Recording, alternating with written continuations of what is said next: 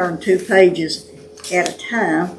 I always mean to do that in advance, and then I forget till I get here.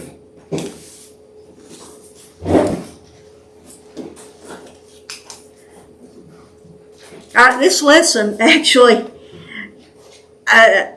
it may be a little different than any we've studied before, because as I've studied this week, it just hit me different. I mean, it's just I can't explain. I've been so excited about looking forward to today when I get to sit down and start putting, pencil, or I start saying pencil to paper. I've done that all week, but get on the laptop and get it written out. I started out, you know my method. I've talked about it before. I read the commentaries and I make notes from them, and I got my notebook and I'll paper clip them together, and that so I can go through it easier. But one specific commentary, this is one of those but God things. This one particular commentary, I wasn't going to use it. Well, last week, spring break, and I had the kids several days, and then Joe Jr. with his situation, and so I intended to start studying earlier, but I had to study in between times, when I had time to do it, because I knew this week I was going to have some days or some evenings when I wouldn't be able to study as normal. So I was trying to plug in things at different times. And so I actually had a little bit more time to study. So I was reading different things. And this one particular commentary that I really hadn't intended on using. It's just one of those that sometimes I'll look at it and then, because it doesn't break it down verse by verse like the other commentaries do. It's just like an overview. You have to almost look for where the chapter would start and stop, because it's just like a narrative teaching the whole thing, just a flow to it. And so I thought, well, I'll just see what Edersheim has to say about it. And so I just happened to pick it up, and he just one little thing he said just lit a spark, and it gave me a view to Scripture that I don't think I've had before. And hopefully it'll carry over into my other study. So I'll explain more about that as we go along. So Genesis 39 and 40. Is there anyone here who did not know this story before you read it this week? No. Of course you knew this story. It's a very well-known story. Just like the story of Joseph's coat of many colors. And I specifically called it a story. I've been trying to call it an account or call it an event or an incident because they're real. But I specifically called it a story because that's how we learned it. Growing up in Bible school or Sunday school, that's how we learned it. We didn't learn these things straight through. We learned them in story form, in our storybooks or in our Sunday school lessons. And I like how Jeff McFarland does our Sunday school lesson, regardless of what the Scripture is. And you know how Sunday school lessons are. They just jump in the middle of something somewhere. He always goes back and reads the Scripture leading up to that. I thought, yeah, context. Got to know what the context is. So this story, as we've read it, but it is real life. This really happened. This is day in and day out life. Nothing happens magically. Now, there are miracles. We know that the Bible's full of miracles. But for the most part, it's just life. Most things that happen are not miraculous. Of course, there are miracles, but most of it is not miraculous. I told Elaine the other day, and I put it in a post on Facebook, I said, when you read this, if you've not read it yet or read it again, I said, read it slowly. Read it again, and then read it again, and read it again, and look between the words. That's my thing for you now. Look between the words. That's what we're going to have to do. And as I said at the top of your lesson, by the way, you're going to need your map, so I might as well go ahead and get your map out. I forget to tell you that. But as I put at the top of your lesson, Put yourself into the scene. Because these are so well-known stories, put yourself into the scene. Put yourself there. I heard a pastor one time say, read Scripture as if you were a fly on the wall and you're watching it take place. So, and also, let me encourage you. I mean, I know we're all busy. And I know sometimes there may be weeks when you don't even get to read it at all before you come. There may be weeks when you read the Scripture on Sunday evening. Yeah, for Monday or whatever. But try to at least read it through very slowly, whatever translation you like to use, but then let me encourage you to read it at least once from the King James Version. And the reason for that is our modern translations make for easy reading. You know, and our modern translation, you remember our English teachers told us not to use the same phrase over and over and over, you know, not to use the same word. You use synonyms, you make it more interesting. And that's what our modern translations do. But if you read it, and even the King James Version doesn't do it all the time, but the King James Version is the most literal of what we have. Unless you can read the Hebrew, you know. But the King James is the most literal of what we have. But I found New American Standard is pretty literal, but I found things in the King James that I didn't even find in here. I began finding these repeating phrases, and that is so important. Two main things that jumped out at me in these two chapters. One is the passage of time. That's going to be important. And then second of all, results. We're going to talk about results. And so we'll talk about those as we go along. One of the commentaries titled chapter 39, Joseph's imprisonment because of his steadfastness. Now, do you remember what we said about Joseph's commitment to telling the truth and doing what was right? What did we say about him?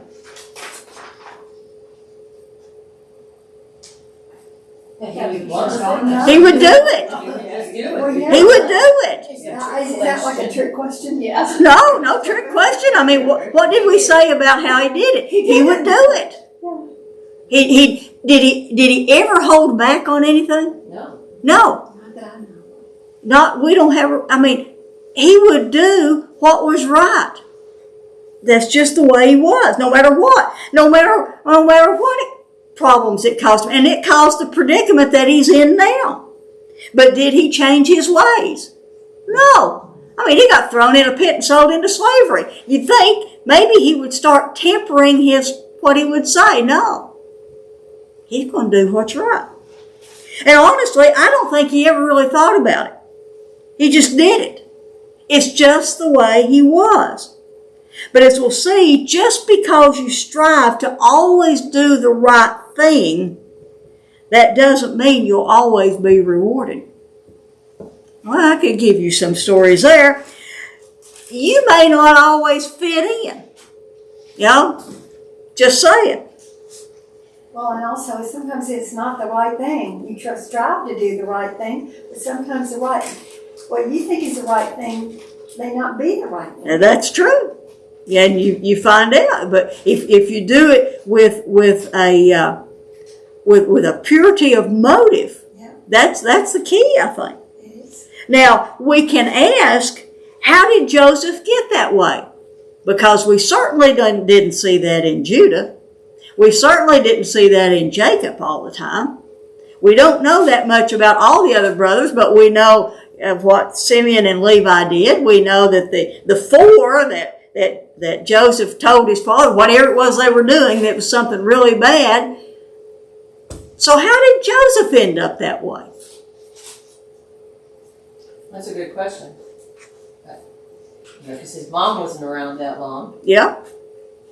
And the things we know about her, she wasn't that She way. wasn't all that great. Yeah. Yeah. And so, I don't know. The only And thing four mothers. My only answer would be God. Yeah, exactly. But God. Mm-hmm. there's no record of God ever appearing to Joseph that we have in Scripture. There's no record of anyone ever sharing the covenant story with him. I mean, we're sure that someone did, but there's no record of that. We can speculate that, Isaac is still living, as we said, whenever they come back to live at Hebron. Maybe Isaac, as the grandfather, felt the responsibility to share that with him. Has your dad ever told you about the covenant blessing? Well, no. We don't know. But maybe, and there's another possibility, maybe he had seen those records. Remember the Toledots? The records, these are the generations of, and we believe that those were in some shape or form written. Now, one thing that you got to remember, you think, well, I'm going to take a stack. Hebrew is extremely, what's the word? I want to say blunt, and it is that, but it's short. For instance, the 10 Commandments are literally called the 10 words. If we translate them to English, it would say murder, no. Adultery, no. I mean, that's all it is. It's not thou shalt not commit. It's not. It's blunt. And so these records would not have been written in a long narrative form like you and I would read, but they would be in shorter form, almost like a shorthand of sorts. Maybe he saw those. Maybe he knew about the family histories. Some people, and it's just purely by the grace of God. There are some people who just simply have a passion for the study of Scripture. It's just something about it that just drags them in. My mother was like that, where to my knowledge, nobody else in my family, grandparents, now, about all my aunts attended church here, but none of them had the passion for study that my mother had. Where did she learn that? She didn't learn it from Mama and Pop. I never know them being in church. I don't know. It's just purely the grace of God. And she had no resources. All she had was a Bible. I mean, I could show it to you. I've got it in a plastic bag. It is falling apart. But Joseph had a passion and a love for the Lord. He just wanted to please Him. So as we saw in our last lesson, chapter 38 covered, as we said, around 22 to 23 years in one chapter. And now we're moving into that 22 to 23 year time period that is covered by the next 8 chapters. So we're having a lot more detail. So, and as you saw, I had titled this lesson, Meanwhile, Down in Egypt, playing off of chapter 38 of what was going on with Judah. But as we saw in our last lesson, let me pick up here, we could spend some time in chapters 38 and 39. We could spend some time talking about Egyptian history. Some of the commentaries went into that, to which dynasty it was and how it fit in, and whether it was Semitic tribes or whether it was, was Egypt divided into 2 parts at that time. But I really don't want to get into that. I just want to say most conservative scholars date this time around 1684 BC. About 350 years since the call of Abraham. And that would put it around 460 years before the Exodus. And so these time frames fit. This fits together. So verse 1 begins, Now Joseph had been taken down to Egypt. So we're just going to stop right there. Joseph had been taken down to Egypt. Where was Joseph when we last left him? Hebron. Or north of Hebron. Yeah, north of Hebron. He was in Dothan. Yeah. Up there. Where physically was he? Yeah. He was in a pit. That's exactly where he was.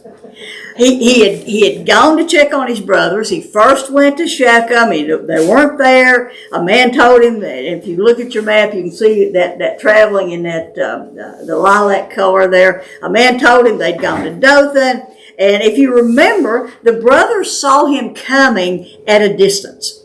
If you look back to chapter 37, verse 18, it says, when they saw him from a distance, and before he came close to them, they plotted against him to put him to death. So they saw him coming at a distance. They were somewhere higher in elevation than the coastal highway. Now the coastal highway would, follow the coast. Wasn't that brilliant? This green line here, actually the track that the Ishmaelites took to go down to Egypt, that would be where the coastal highway was. So you see up there at the top where they were in Dothan, they are at a higher elevation, and so they see him coming at a distance. And you remember too, they saw the Ishmaelites and the Midianites coming at a distance. They had been coming from Gilead, which is, it's not mentioned here, but it's off to the east, off to the right from where they are in Dothan. And they could see them coming too at a distance. Long enough time for them to have concocted this plan. And Judah said, well, let's just sell him. Well, okay, we'll do that. And so they had time to do that whenever these Midianites and Ishmaelites, they would come across the Jordan River and would pick up that coastal highway, and that's how they traveled. So I pulled out my atlas today to see the King's Highway. That's what I thought that one was, but that's the coastal highway. The King's Highway runs on the eastern side. And so they had these trade routes that they went on. I mean, they weren't paved highways, of course, but they were these trade routes that they followed. So Joseph had been taken down to Egypt. Now, we get in such a hurry to get to the story, to get to the meat of the story. But let's think about this. Just think about that phrase for a minute. It would take several days to go from Dothan up here all the way down here in Egypt. Several days. Think about those days. How do you think Joseph was treated on that trip? Did he get to sit up front and enjoy the trip? No. No. He was probably bound, drug along behind. He had to walk, I'm sure. He was a slave at this point, on his way to be sold. So look at where the coastal highway goes. As I said, that green line. Just before it gets to Gaza, if you look to the right, you see Hebron. Okay? Hebron, if you remember from last time, was high in elevation. Remember Judah went down from Hebron? Hebron was about is somewhere around 3,000 feet in elevation. To put that in our terms, that'd be about halfway between Gatlinburg and Newfound Gap. So imagine Joseph going down the coastal highway, bound, headed toward Egypt. He looks to the east. Maybe the sun's coming up. And he may not be able to actually see the city of Hebron, but he can see the area. Just like you and I can't see Gatlinburg from here, but we can look and know about where it is. Think about what he's feeling. What's he thinking? He would have known that his father was there at that spot, waiting on him to come back and let him know how the brothers were doing with the flocks and the herds. He knew most likely he would never see his home again. He expected he would never see his family again. But God. So think about how he felt. Discouraged doesn't even begin to describe it. His brothers sold him. Talk about betrayal. And it seemed like a hopeless situation. And then when he got to Egypt, he was put on the slave block. Or maybe, I don't know, maybe the Ishmaelites had an arrangement with Potiphar. When you get a good one, come and see me. I'll buy the best one you got, or whatever. But we read the rest of verse 1. He said, and Potiphar, an Egyptian officer of Pharaoh, the captain of the bodyguard, bought him from the Ishmaelites who had taken him down there. So we know three things about Potiphar. First of all, he was an Egyptian. We're told that 3 times in this. I mean, it just repeats it. There must be something important about that. We don't exactly know what it is. We don't know if there were maybe other officers who were not Egyptian, and Moses just wanted the Israelites to know that specifically. This man was not a foreigner. He was an Egyptian. And believe me, they knew all about Egyptians at this point in their life. Second, he was an officer of Pharaoh's. Now, the word for officer originally meant eunuch. Now, I know already what you're thinking. But he was married. Yes, he was. And maybe that's what caused his wife to do what she did. And likely it was not the first time for her. Getting a little ahead of it there.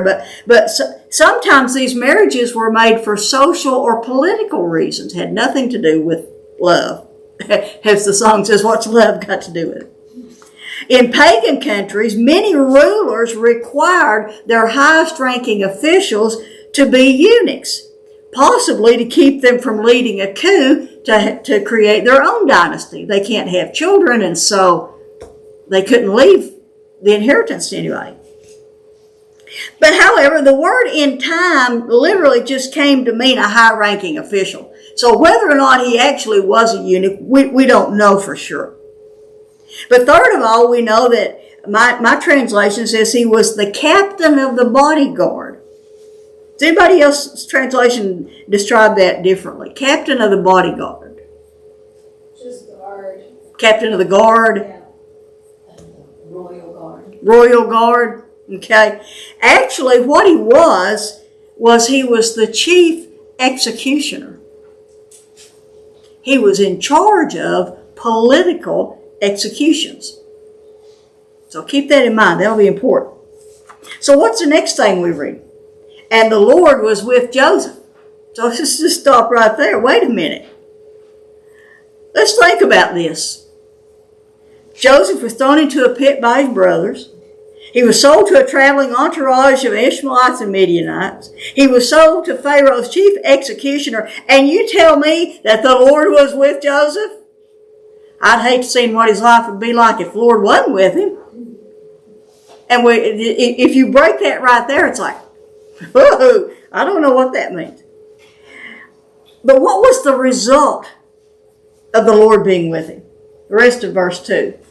So he became a successful man, and he was in the house of his master, the Egyptian. Some translations say he was a prosperous man. Now, we hear the word prosperous and we immediately think of money. But that's not what it means. It just means everything he did worked.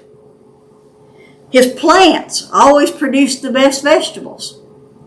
His sheep never lost a lamb. We remember how successful Jacob was with his herds, the striped ones and the spotted ones, and he had learned these things. Joseph inherited that because the Lord was with him, both when he was in the pit and when he was in the garden.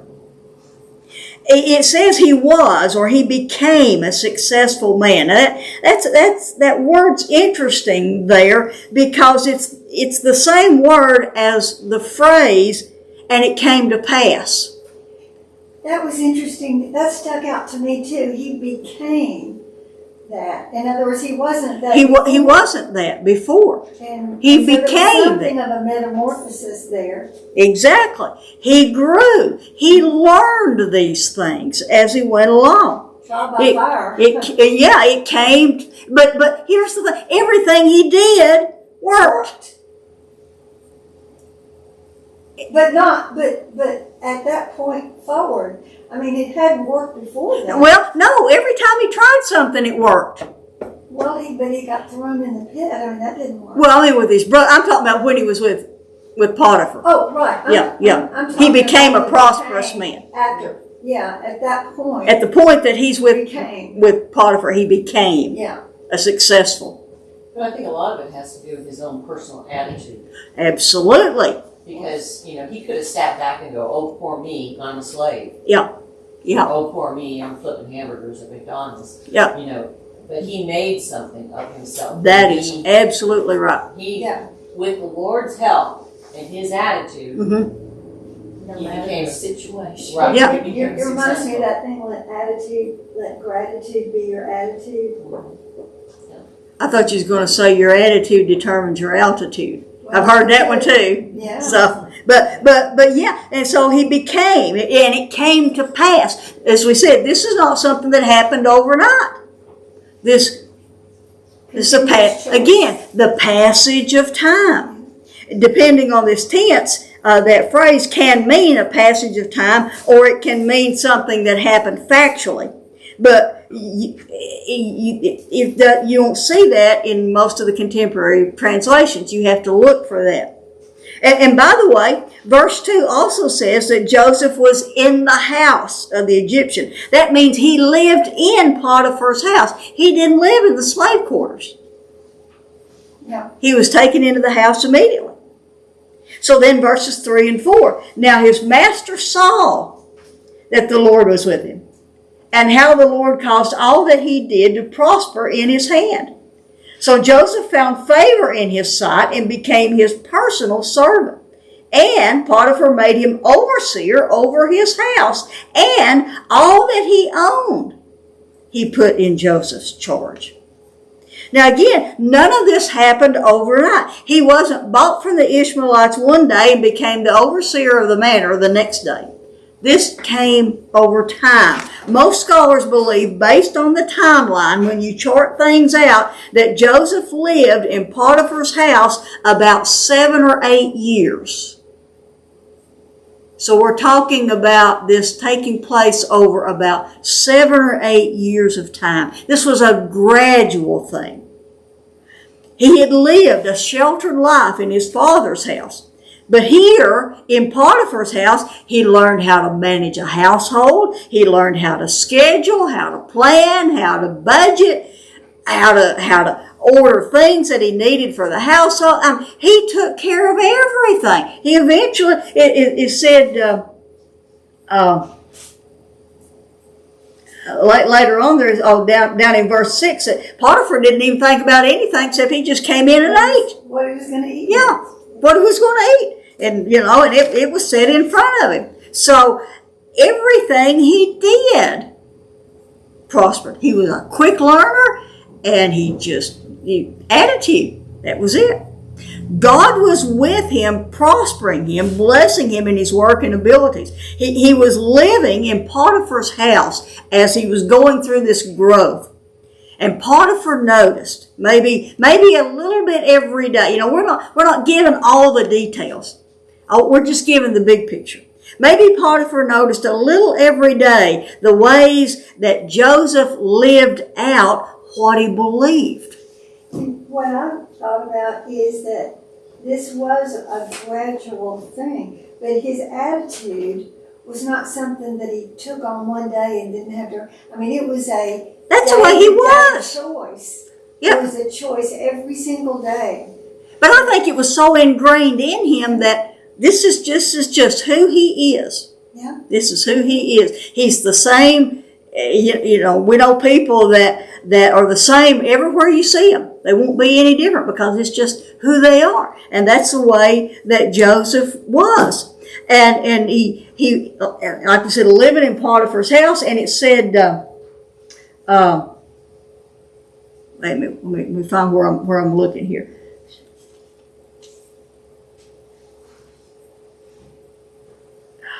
Oh, back to verse 3. And his master saw that the Lord was with him. So Potiphar, some way, understood that there's something different about him.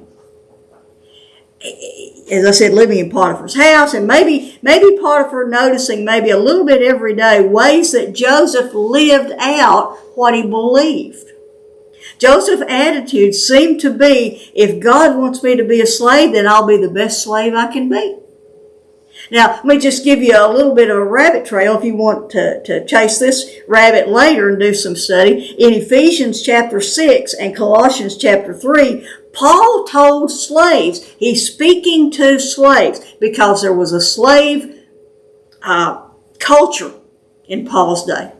And this had nothing to do with race. It was just whoever they'd captured became a slave. Who the Romans captured became slaves.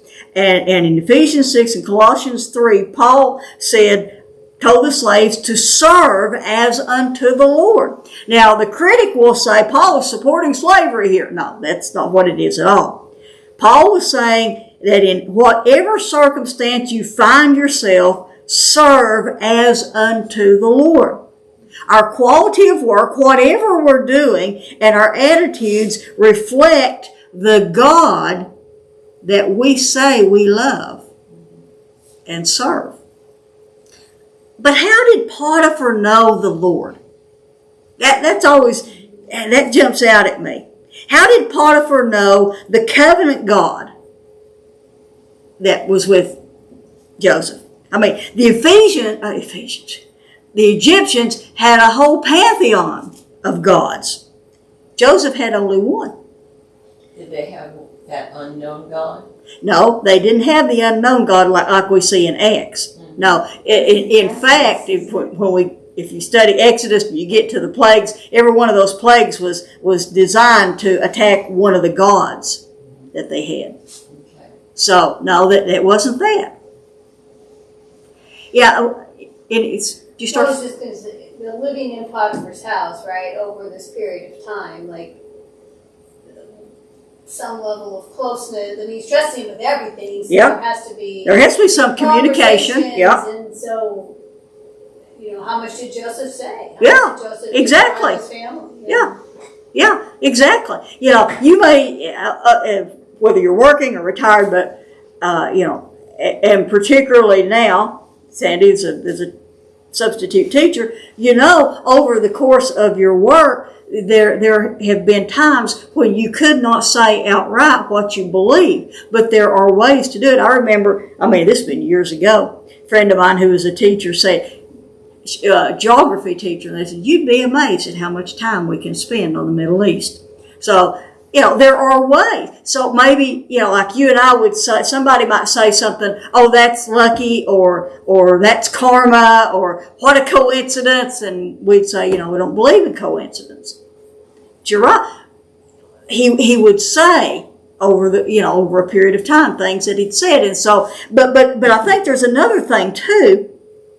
We don't know exactly what Potiphar knew about the Lord, but many of the cultures were at least familiar with the deities of other cultures. Yeah, that's what I was going to. I think there might have even been something of an overlap there. Yeah. Well, I don't think there would be so much of an overlap, but like the Israelites knew all about Chemosh and Molech, the gods of these other cultures. That's what I mean, that there was some conversation. Yeah. There was conversation about it. And besides that, we're talking about it, that it's likely some 350 years now since Abraham arrived in the land, and the Egyptians certainly knew who Abraham was. He'd been down there. And so they had heard of Abraham's God, or the Hebrews' God. And by the way, the word Hebrew is how the Israelites were referred to by the Gentiles. They were never called Israelites. They were called Hebrews. But Potiphar saw how, by what result? What was the result of it? The rest of verse 3 and 4. He saw how the Lord, this was the result of the Lord being with him. The Lord caused all that Joseph did to prosper in his hand. In verse 4, so Joseph found favor in his sight and became his personal servant. And Potiphar made him overseer over his house, and all that he owned he put into Joseph's charge. Let me find that.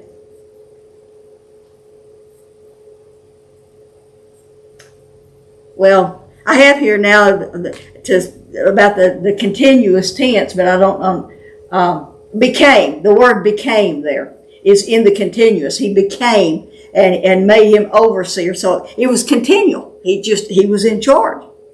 And so what was the result of that? Verse 5.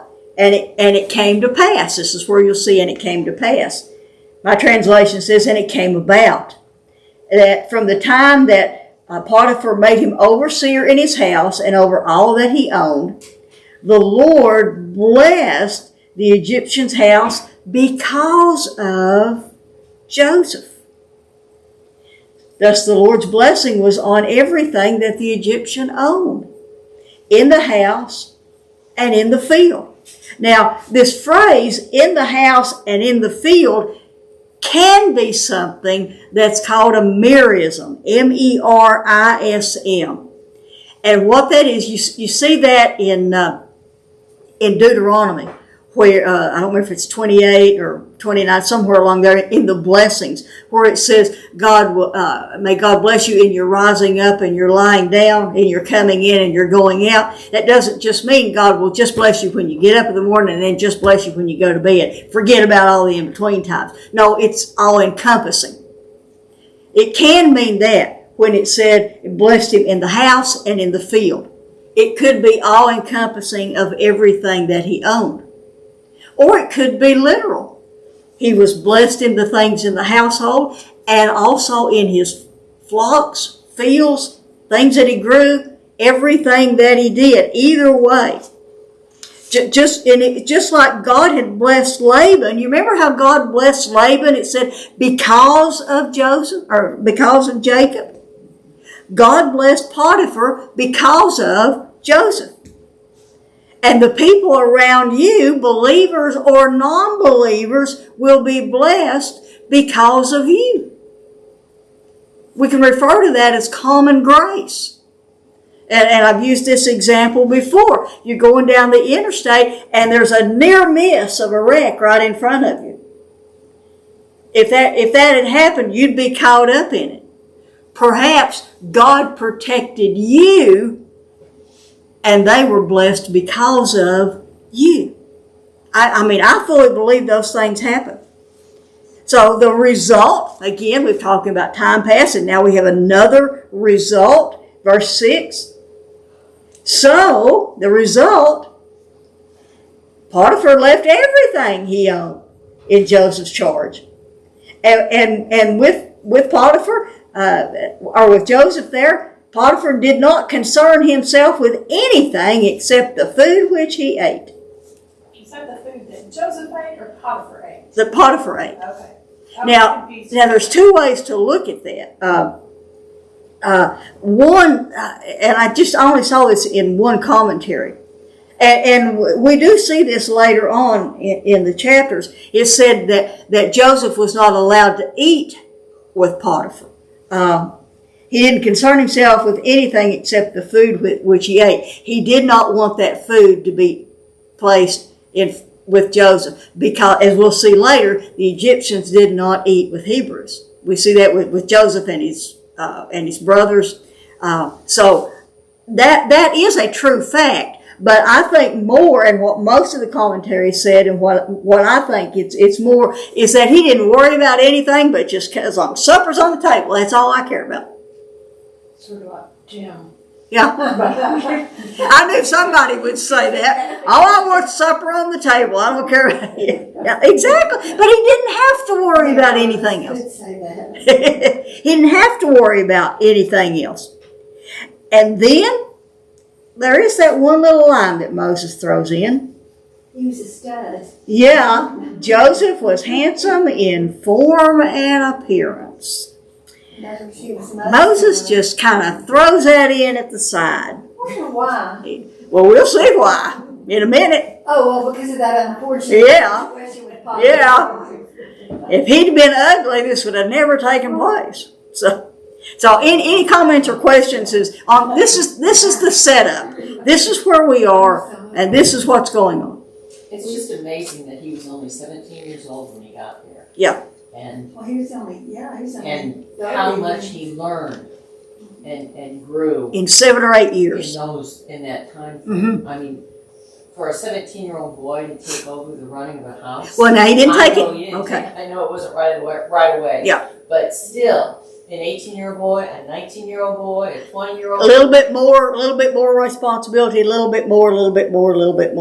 I think is how that probably came about. But yeah, even at that, well, we're thinking of kids today.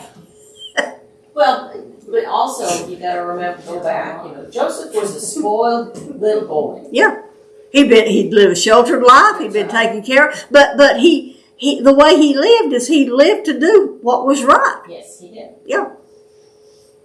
Probably another reason that his brothers were jealous of him too. Oh yeah, because he was so good looking. There's only 2 other people in the Old Testament that's said about him. You guess? Moses and David and Sarah. Absalom. No, What's it called? David and Absalom. David and Absalom. Yeah. The only other 2 that it said that they were handsome. Didn't they say that Moses was a pretty baby? He was a handsome Yeah, baby. but some babies are pretty, and then you don't know what happens to them. That's when you say, how sweet. He's such a precious baby. It's hard. Or John, bless his heart, he was not a pretty baby, but he got over it. So, okay, so then we come to the incident. We'll be watching something on TV, and Joe'll say, something's fixing to happen. The music changed. So now the music changes. And after a while, or the incident, verse 7, and again, here's the phrase, and it came to pass. It came about after these events. What events? Everything that took place from verses 1 through 6, after these events in these 7 or 8 years, that his master's wife looked with desire at Joseph, and she said, lie with me. So this is the first time that she said this. So after a while, and it's interesting that verses 1 through 6 take place over a period of 7 or 8 years. Everything else that will happen in this chapter take place over a matter of hours. This is just something quick. No, but in verse 10, it says she was doing this day after Well, yeah, day. you're right. That your thought just came to mind. Yeah, that goes on for a period of days, but then after that, everything is a matter of hours. That's right. She's a cougar. So after a while, Potiphar's wife began to know Joseph. He's been living there the whole time. In the beginning, maybe 17, 18, 19, just that skinny slave boy. And then after a while, when he'd grown up some, 22, 23, 24, he didn't look like a little boy anymore. And verse 7 says she looked with desire. And that literally, in the King James, says she lifted up her eyes. In other words, it's like, well, where did you come from? Suddenly that seemingly overnight transformation. And so then she, for the first time, she looked on him with desire and says, lie with me. This was her first proposition, and then 8 and 9. But he refused and said to his master's wife, behold, with me here, my master does not concern himself with anything in the house, and he has put all that he owns in my charge. And this is not bragging. He's just telling her there's no one greater in the house, meaning no one with more responsibility in this house than I, and he has withheld nothing from me except you, because you are his wife. How then could I do this great evil and sin against God? Now, Joseph could have said, who will ever know? He's gone. All he kind of does is come in and eat supper, and, no one will ever know. The answer is, God will know, and I will know. Well, it's interesting because the way he leads into that, you think maybe he's going to say, so I can't do this against Potiphar. Yeah, Or I'm betraying him. Betraying him, yeah. He's done all of this. But that's not where he goes with that's not where he goes. That is, I think, do this great evil. I think that is, in a sense, against Potiphar, in the sense that he's been so good to me, and sinned against God. He could have rationalized his actions. And y'all know what I say about rationalize, right? It's rational lies. And he was just plain wrong. And he was a young, strapping man. Yes, he was. A desperate housewife of Egypt. Yeah. The whole TV program, Desperate Housewives of Egypt, yeah. Whose husbands just happened to be executioners. So, and Might have then, been a eunuch. and verse 10, and it came to pass. And it came about as she spoke to Joseph day after day. And he did not listen to her to lie beside her. You just come and sit with me. Just come and be. No. He would not do that or to be with her. And, we've said before that in this law of Hammurabi, in this law of the land, the culture, adultery was against the law. Hammurabi's code. Yeah. But we all know there are those for whom there are rules for thee and not for me. And, think about this though. Perhaps in this situation where a wife was married to a eunuch for political, social reasons, this was likely not her first indiscretion. And Potiphar probably knew. Yeah, and I'll get to that in a minute. Now wait a minute. You know where I'm going. I think. You don't? No, I'm going somewhere else with that. Oh, okay. I'm going. Why did they get mad at Joseph? Well, we're going to talk about that.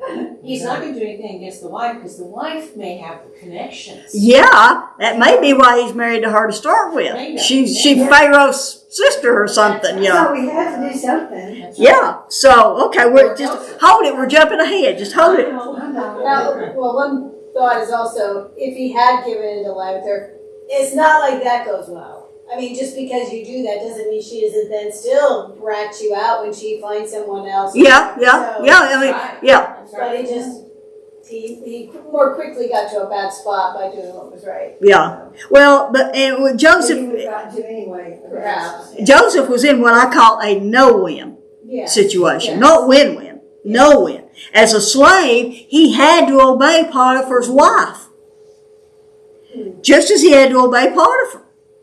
But as a moral and trustworthy servant of Potiphar's, he had to refuse her. But obedience to God outweighed both of them. Verse 11, again, and it came to pass. Now it happened one day.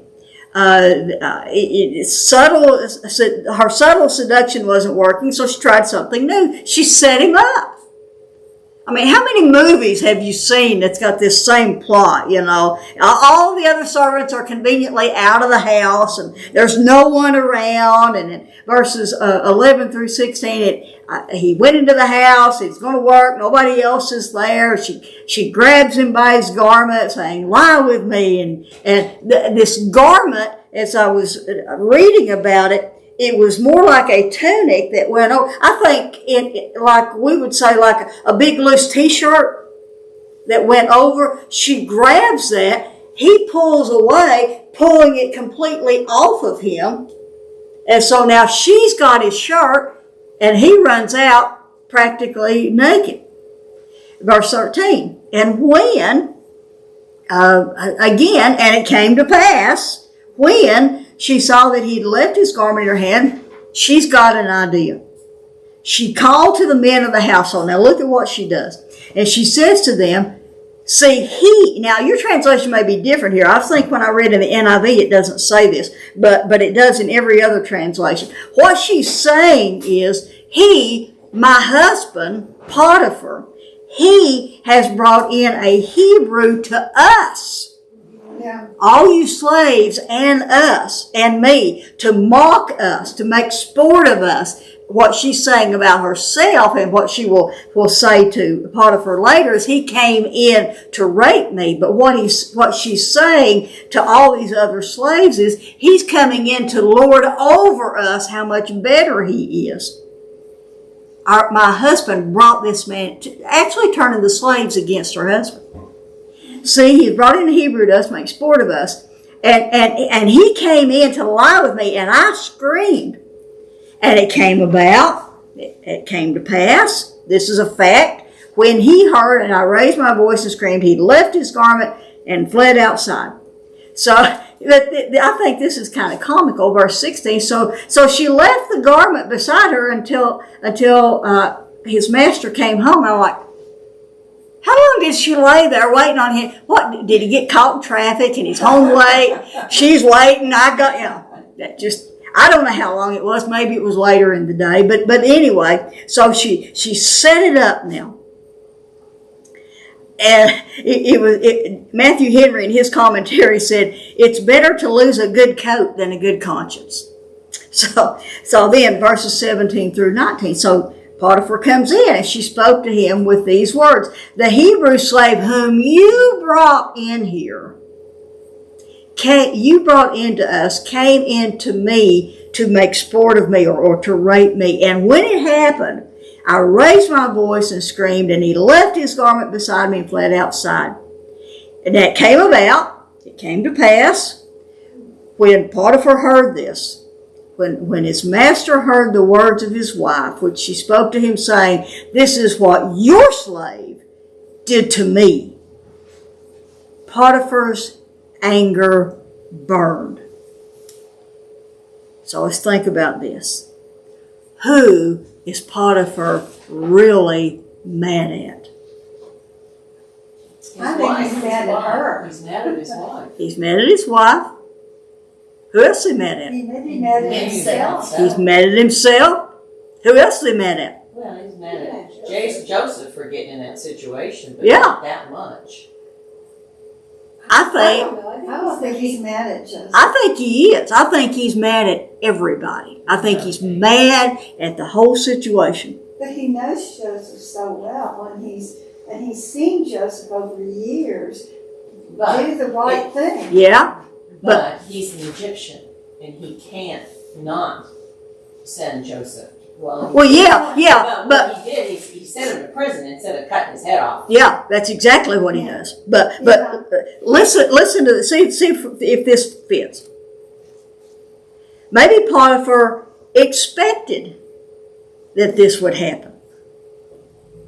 Maybe that was even the expectation. He can't. In normal cases, the slave would have gone right along with her, made her happy. But no, Joseph's got to be the moral one. He's got to throw a kink in. Play ball. Yeah. Potiphar is caught now. He can't let it go. If Joseph had slept with her, Potiphar, as we said, if he is a eunuch and he knows he can't, maybe that was his expectation that the slave would. But no, Joseph wouldn't, and she's angry, and now Potiphar's angry. Yes, he has to do something about it. And he has to do something about it, exactly. And loses Well, good guy. it does seem like that she had this idea that he would. That he would. Maybe every other slave had. Yeah. Well, see, she's embarrassed. Oh, She yeah. wants something to happen to Joseph. They'll Because have he no rejected fury like a her. woman That's scorned. Yeah. That's right. Exactly. Doggone cougars. Yeah. So now Potiphar's in the no-win situation. He's going to lose the best servant he ever had, or he's going to have a very angry wife. No wonder he's angry. But now we have something else to think about. And you've already kind of alluded to that. Who is Potiphar again? Chief executioner. And what do executioners do? They execute people. So what did Potiphar do? Verse 20. So Joseph's master took him and put him into the jail. But not just the criminal jail, not just a dungeon. He put him into the place where the king's prisoners were confined. And he was there in jail. Now, years and years ago, I've had this Bible since 1999. Years ago, I made a note in my Bible that says, I think Potiphar knew she was lying. If he had believed that Joseph tried to rape her, I think he would have had Joseph killed. Now, that's long before I ever knew that Potiphar was chief executioner. I just bodyguard. It's all I thought. I didn't know any more than that. As I studied, I found that in all the commentaries, and I felt a little bit dumb. But I thought it before I read it anywhere. So, but I'd never heard anybody say that before. Well, how do we know he was an executioner? That's what I don't know, other than that's what all the commentaries said that phrase meant. Chief of the bodyguards. That's all I know about it.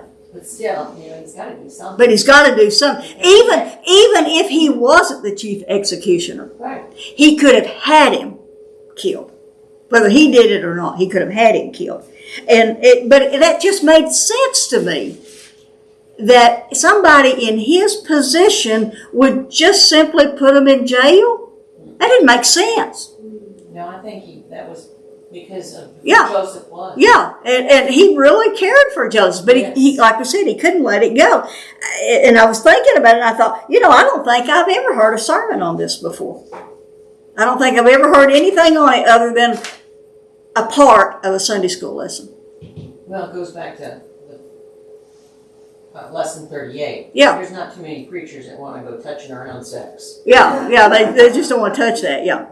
So, verse 20 again. Joseph's master took him and put him into the jail, the place where the king's prisoners were confined, and he was there in jail. Now, we might read that over, again, we might dismiss it or just read over it quickly and get on to the rest of it, like we did about going down to Egypt. But again, he was there in jail denotes a passage of time. Just like going into Potiphar's house. Joseph wasn't thrown in jail one day and the next day made chief trustee. There was a passage of time. He was there a long time. In fact, listen to, and I didn't put this in your lesson because I didn't know about it, but let me just read this to you. In Psalms 105, you might want to make a note and go back and read the whole chapter of Psalms 105. It tells their history, all of the Israelites' history altogether. But in Psalms 105, verses 16 through 19, it talks about this period of time. Actually, 16 to 24 speaks from Abraham to Joseph. But it says, and he, that would be God, called for a famine upon the land. He broke the whole staff of bread. He sent a man before them, Joseph, who was sold as a slave. They afflicted his feet with fetters, and he himself was laid in irons. In this period of time that he was in prison, he was in fetters and his legs in irons, until the time that God's word came to pass. The word of the Lord tested Joseph, or refined Joseph.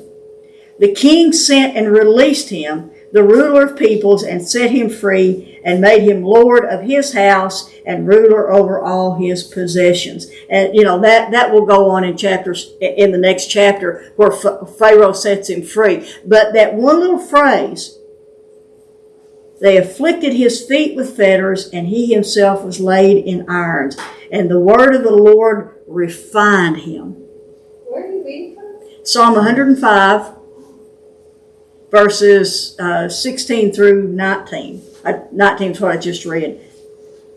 So what are fetters again? Fetters, that would just be like leg irons, Yeah. a different type of leg irons.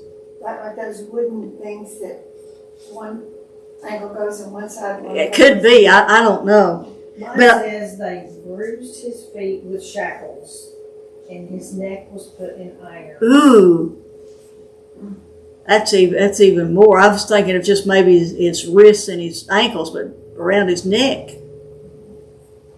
But I also have a note here that says, see James chapter 1, where it says, count it all joy when you encounter various trials.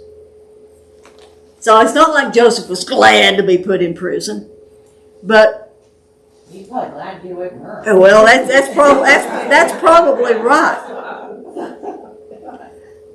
So he's the time that he was there in jail for a period of time. But God. Verse 21 says, but the Lord was with Joseph. I'm like, there we go again. He's in jail and the Lord was with him? Oh no. But the Lord was with Joseph. And what was the result? We're looking at results.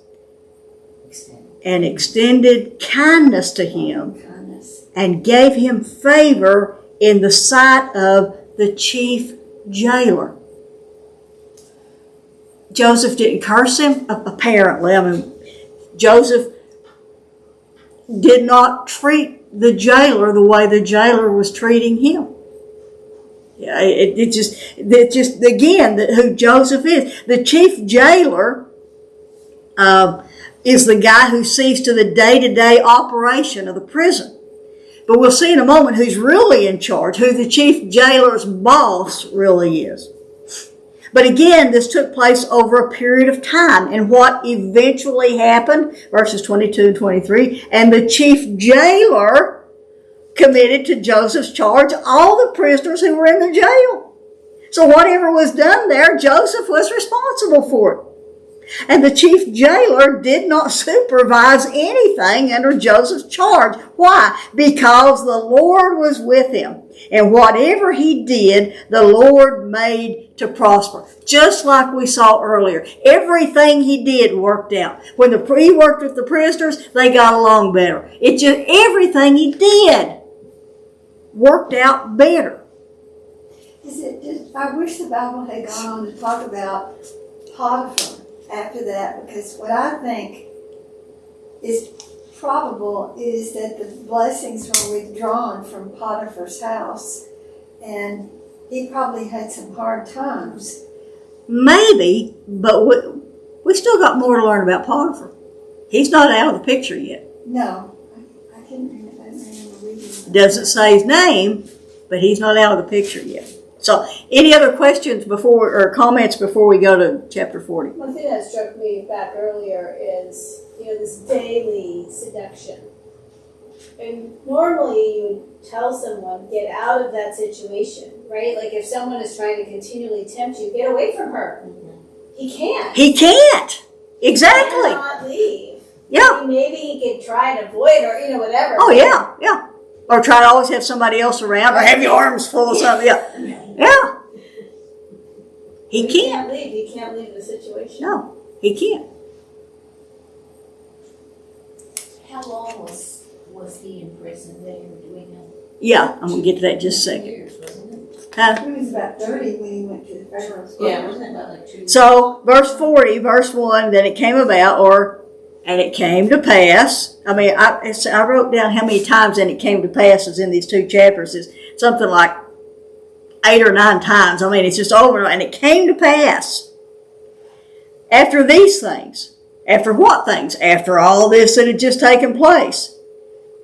It's okay, so it has now been a total of 11 years since Joseph came to Egypt. How do we know that? We know that. I'm glad you asked that question. We don't know exactly how those 11 years were broken up between Potiphar's house and prison. But we do know that it's 11 years. How do we know that? We know that Joseph was 17 when he was sold into slavery. And we know that in chapter 41, 2 years later, that he's 30. So he's 28 now. 11 years. 11 years. As we've seen in our Genesis, all throughout our Genesis study, timing is everything. If Sarah had Isaac long before, she did, she was 90 years old. If she had him long before she did, Rebecca wouldn't have been born yet. He had to bury Rebecca. So he couldn't be born until Rebecca's on the scene. And everything revolves around the timing. But after these things of chapter 39, we read the cupbearer and the baker, and this would be the chief cupbearer and the chief baker for the king of Egypt, or the Pharaoh, offended their Lord, or they sinned against their Lord, some translations say, the king of Egypt. And Pharaoh was furious with his two officials. Now again, this word officials means eunuchs. The chief cupbearer and the chief baker.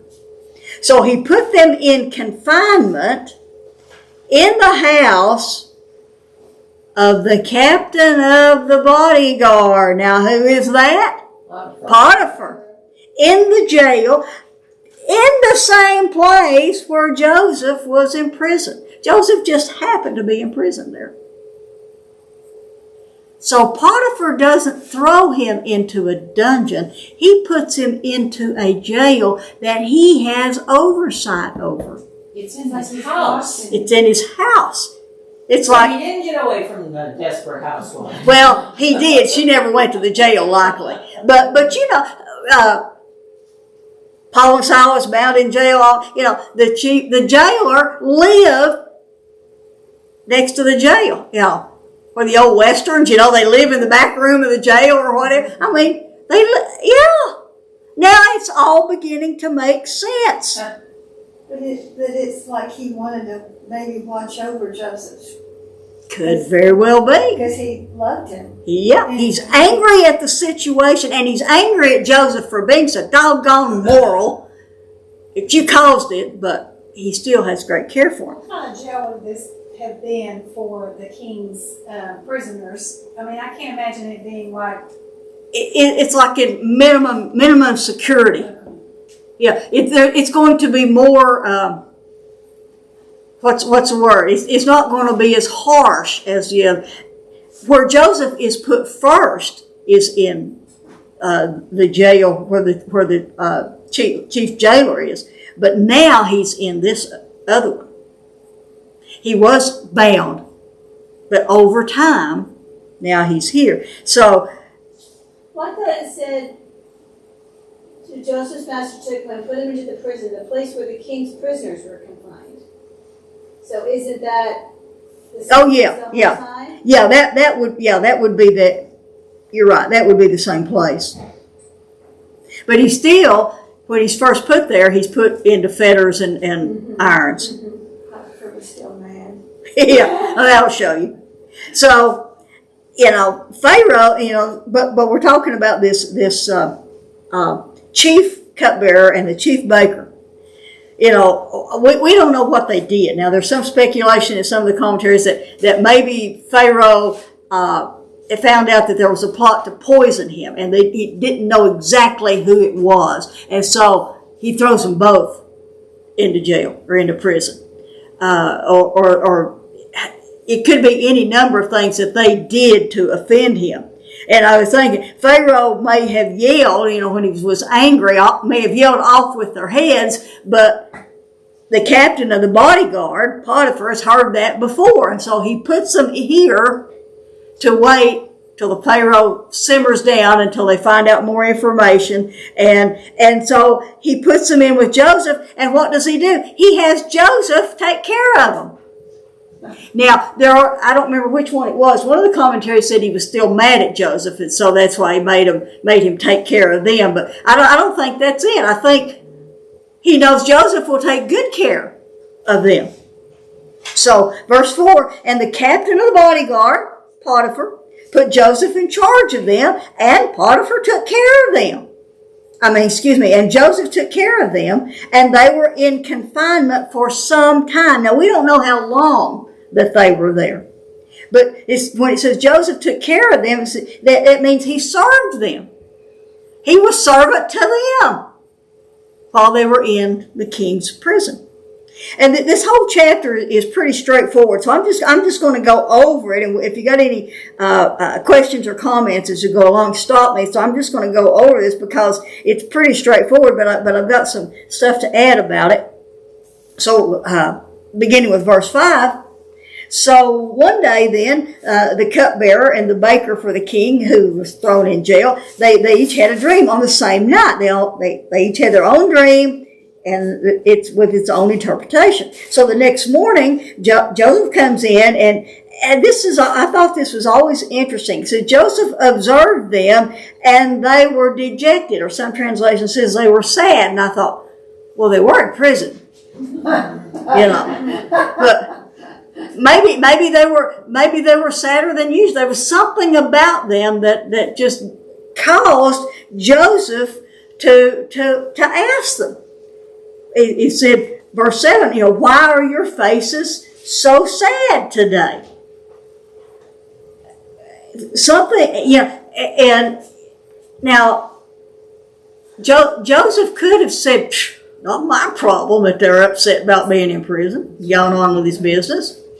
They could have said, well, what's it to you? But there had been some sort of relationship formed there. They knew if he asked, he meant it. It wasn't just, how are you today? And never even hear the answer. He cared. So they said to him, this is fun. They said to him, my translation says, we have had a dream and there is no one to interpret it. The literal reading of that is, remember, Hebrew is a real confined language. The literal reading says, a dream we have dreamed and an interpreter none. I thought, that sounds like Yoda. But the thing is, there is no interpreter. The thing is, if they had not been in jail and they had had a dream, they would have gone to the interpreter. There were plenty of interpreters in Pharaoh's, the magicians, the Magians, and you remember when Moses goes and he throws down his staff, and then they do the same thing. Pharaoh had always owned magicians. There were interpreters galore. But what they're saying is there's no interpreter that we can get to. And Joseph says, do not interpretations belong to God? Tell it to me. So, first of all, the chief cupbearer, he seems much more anxious to share his. And he told his dream to Joseph. He said, my dream, behold, look here, there was a vine in front of me. And on the vine were 3 branches, and it was budding, and then blossoms came out, and then clusters produced ripe grapes. It's like a time lapse. I don't know if any of you, if you've ever had any dreams like that. I've had some wild ones. They just, it buds, it blooms, it grows, and suddenly there are grapes. And he said, and I looked, and Pharaoh's cup was in my hand. So I took the grapes and squeezed them into Pharaoh's cup and turned around, and there's Pharaoh. And so I put the cup into Pharaoh's hand. And Joseph said, this is simple. This is the interpretation. The 3 branches are 3 days. Within 3 more days, Pharaoh, watch this. Pharaoh will lift up your head and restore you to your office. And you'll put Pharaoh's cup in his hand again, just like you did before. And then he says, but do this for me. Remember me when you get back there. When it all goes well with you, please do me a kindness by mentioning or by remembering me to Pharaoh to get me out of this house. And again, it's the timing. I'll tell more about that in a minute. And then he explains to him, I was kidnapped, not from Canaan, from the land of the Hebrews. And even here, since I've been here, I've done nothing that they should put me in the dungeon. And the word there for dungeon is the word pit. It's the same word for pit that his brothers threw him into. I was in the pit there, and I was in the pit here. Back in the pit. Back in the pits. So, when the chief baker then, he saw how well it went with the cupbearer, he says, well, okay, I'll share mine now. And so, he saw that Joseph had interpreted the other one favorably, and so he said, I also saw in my dream, it's verse 16, and behold, there were 3 baskets of bread on my head. And that's how they would have carried the baskets there. And in the top basket, there were all sorts of baked food for Pharaoh. And the birds, and anytime you see birds, that's a sign of evil. The birds were eating them out of the basket on my head. So then Joseph answered just immediately. This is the interpretation. The 3 baskets are 3 days. And he's going, oh yeah, 3 days for me. And then he says, with 3 more days, Pharaoh will lift up your head. Oh, great. And lift up your head Off your from you. Yeah, off your body. And not only that, he will hang you on a tree. What they did was that they would, off with their head, the chief executioner would cut their heads off, and then they would impale them on beams. So, I wonder if it was Potiphar that would have done that. probably, that was his, or he would direct it anyway. And the birds will eat your flesh off of you. Didn't say his response to that. So, Did not turn out as he did. no, it definitely wasn't what he had hoped for. And then verse 20. They're just hoping Joseph's wrong, right? Yeah. And it came to pass. Yeah. You're just a jailer. What do you know about anything? In verse 20, and it came to pass. Thus it came about on the 3rd day, which was Pharaoh's birthday, that he made a feast to all his servants, and he did. He lifted up the head of the chief cupbearer, and he lifted up the head of the chief baker among the servants. Words. And he restored the chief cupbearer to his office. And the chief cupbearer, put the cup into Pharaoh's hand. But he hanged the chief baker just as Joseph had interpreted to him. Yet, the chief cupbearer did not remember Joseph, but forgot him. He forgot Joseph. Now, was that accidentally, or was it on purpose? Was he afraid to bring it to Pharaoh? Was he saying, well, today's his birthday. I don't want to do it today. But now, I'm going to wait for a more opportune time. Or did he just, in all the hoopla, just completely forget? I think he just completely forgot. I don't see how could you forget something like that though? He just got caught up with his work and got caught up with I don't know. The commentaries differ on that. But the bottom line is, it was all in God's timing. If Joseph had been released, now if the cupbearer had gone to Pharaoh and told him, and Pharaoh says, that's a travesty, let's bring him out, let's let him go back to his home, he would have gone back to Canaan, not been there for the 7 good years and the 7 lean years, and they probably would have starved to death in Canaan. But God, in God's timing.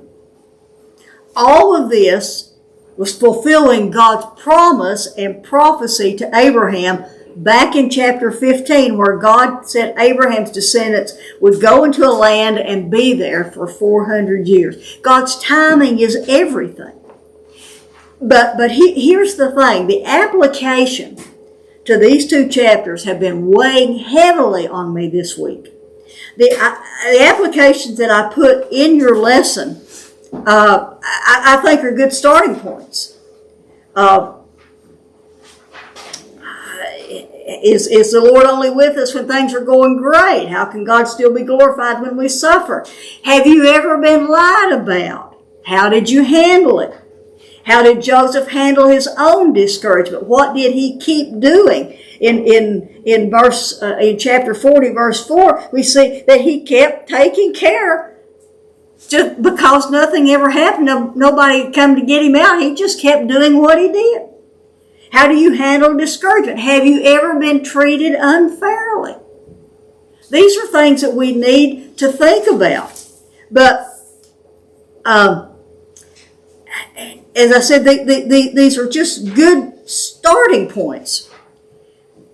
But the more I read, the more I could see what it was that Joseph did and how that might help us today. So think about it. As a slave in Potiphar's house, Joseph could have been bitter and angry, not to mention depressed. life had not treated him fairly. He had gone from being the favorite son to just a slave. One commentary said Joseph could have written a book on injustice when you think about all the things that happened to him. But Joseph didn't let that control him. He did whatever it was he had to do the right way and to the best of his ability. Now, I've got one thing I want to read out of this commentary as we end up how to deal with discouragement. But any other comments or questions on this as we've studied it? Anything else you want to add or share? I guess we just wondered why the cupbearer was freed and the butler or The baker. Baker. The commentaries say apparently, and you're right, we don't know for sure, but the commentaries say that if Pharaoh, if there had been a plot to poison Pharaoh, that something came up that said that the cupbearer didn't have anything to do with it. They could determine the innocence of Yeah. the cupbearer. Yeah, and probably the baker did have something to do with it. They had to figure out who was guilty. Yeah. So they put them both in there until they could Yeah. get the details and figure it out. But whatever it was that they did to offend him, one obviously was worse than the other, whatever the reason was. Although you think about, like, right, the elite and I think of the Herod, right, who had this great party. What do you want? I want John the Baptist's head. And Yeah. so this sense of, what do I want to do today? And let's release one. Okay, I pick you. I mean, Like an Yeah. arbitrary. like it could have been just because. Yeah, it could have. It could have, with the Pharaohs, being the way we know they are. He said, I'll let you live and you get to die. Right. It could have There's been. no real thought behind it. Yeah. We really don't know which it was. But we know that their dreams, I don't remember which commentary it was. One of the commentaries said that their dreams were influenced by their own conscience of innocence or guilt. That's true. The one that it was the bad dream, he knew he was guilty, and the one that it's going to be good is he knew he hadn't done anything. So that we don't really know, but that seems to be the way that was. The thing that I like about Joseph is that through all the bad things that have happened to him, there was never any whiff of self-pity. Yeah, exactly. He just kept on doing what he knew to do. Yeah, And so go ahead. Oh, I was just going to say, to me, that just seems rather remarkable. Because, it seems like that would be a temptation. Yeah. To, Poor pitiful me. yeah. Poor pitiful, look at me, and all I was doing was the right thing. Mhm. It just happened. He never questioned God. Yeah. He never, he might have questioned God, but he never seemed to hold it against. Right. And I think that's why the way he reacts and responds through all of this, I think, is the reason that I have always felt in those two dreams that he had, that he told his brothers and told his father, that we said, okay, was he just a naive kid and he thought everybody would be excited about it? Because of how he acts here, because of he just does the right thing. I think that was just the way he was. I don't think there was any lording over them. I think he was the same all the way through. I thought in the beginning he was just kind of a brat. He was lording. But if you look, maybe he was, but he grew into. Yeah. He became. If that was colored by how he acted here. Yeah, but he whether he was that way to begin with, or some part of him was that way to begin with, whatever it was, he transitioned. Right. To someone that the Lord blessed mightily. Yeah, because he did his best to do the best that he just could kept in every doing the best situation. he could. Right. And that's the Well, I think lesson. it also means that he had faith, Yeah. but he also had hope. Yeah. And, he knew that the Lord, I'm convinced throughout all of this, all his trials and tribulations that he's been through, I'm convinced that he knew that the Lord had Was promised seeing him, and knew. had promised him and the Hebrews Yeah. their own land. Yeah. Yeah. And so he had hope. He just has that hope. And that's what he Yeah. was. Yeah, that's exactly right. That one of the last night at the hymn sing, one of those hymns that we know so well. Blessed assurance, Jesus is mine. Oh, what a foretaste of glory divine. Heir of salvation. Whisper of love. Well, wait a minute though. Heir of salvation. We are heirs of salvation. That's our hope, as Titus, Paul calls it, our blessed hope. And that is what we hold to, even in the midst of everything else, because we know that we have an inheritance that's waiting on us. And he just kept on doing what he knew was the right thing to do. Exactly.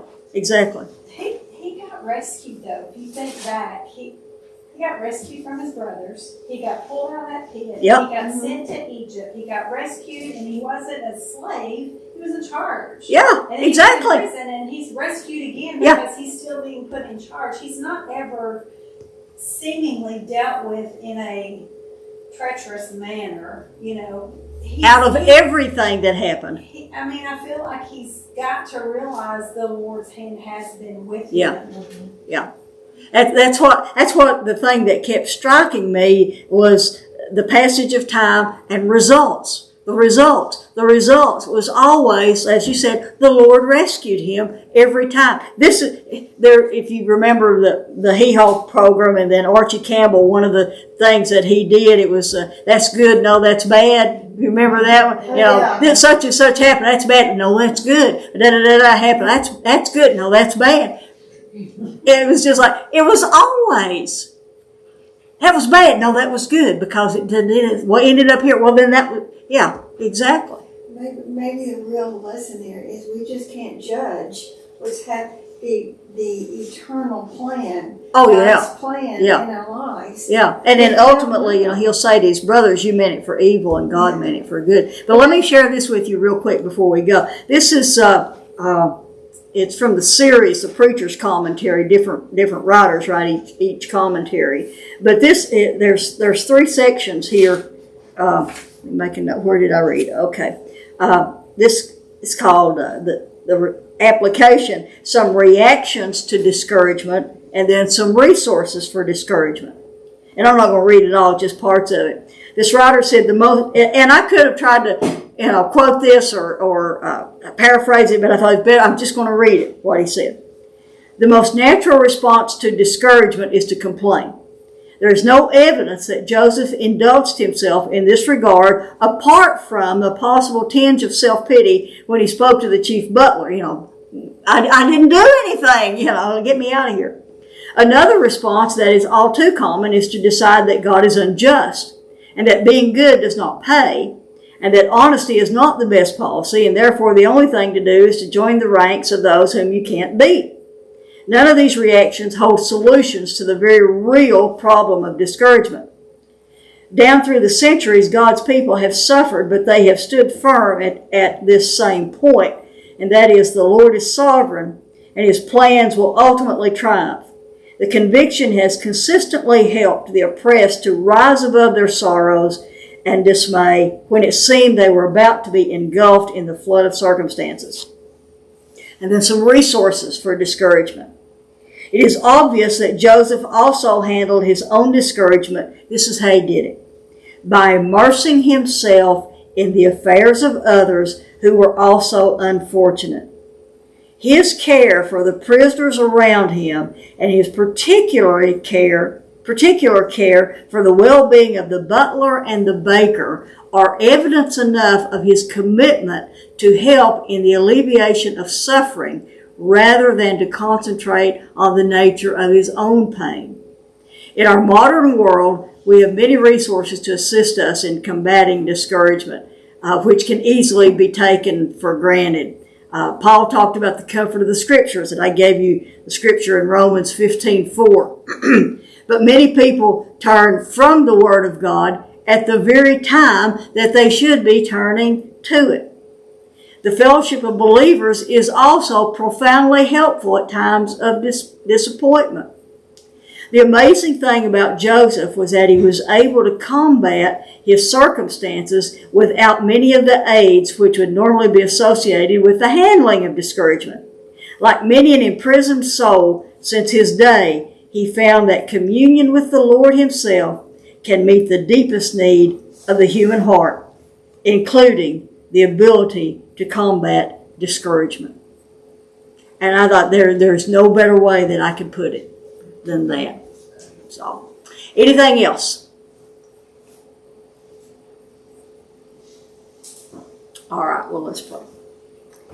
Father, we just, your word is so powerful. There's so much in these